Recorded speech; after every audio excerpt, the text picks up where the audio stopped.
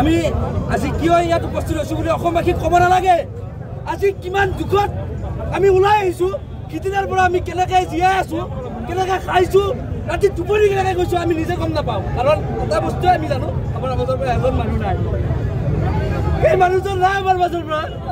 ছিংগাপুৰত কোনোবাই এইটো ষড়যন্ত্ৰ কৰি দিছে, কোনোবাই কেনেকৈ কৰিছে আমি নাজানো। কিন্তু অসম চৰকাৰক কৈছোঁ, ভাৰত চৰকাৰক কৈছোঁ, আমাক উচিত ন্যায় লাগিবই, লাগিব নাই লাগিব। সেইটো এমাহৰ ভিতৰত হয়, আমাক অতি সোনকালে লাগে। মাৰিলে আমাক আজি লাগে, মাৰিলে আমাক কালি লাগে। আমাৰ দুখ এই পচি যোৱাৰ পিছত আমাক উচিত তদন্ত নালাগে। আমাৰ এই যিকুৰা জুই জ্বলি আছে আমাৰ বুকুত, এই বুকুত জুইকুৰা জ্বলি থকাৰ মাজতে আমাক উচিত তদন্ত লাগে। আৰু যদি চৰকাৰে নিজে তদন্ত কৰিব নোৱাৰে, আমাক ওলাই দিয়ক। আমাৰ ৰাইজৰ হাতত সেই বেপাৰী মহন্তক ওলাই দিয়ক, সেই নিজৰ স্বাৰ্থ সিদ্ধি ল'বৰ স্বাৰ্থৰ কাৰণে জুবিন গাৰ্গ ইউজ কৰা সেই সিদ্ধাৰ্থক আমাৰ মাজত উলিয়াই দিয়ক। আমি তদন্ত কৰিম যদি চৰকাৰে তদন্ত কৰিব নোৱাৰে। এইখিনিয়ে মোৰ অনুৰোধ।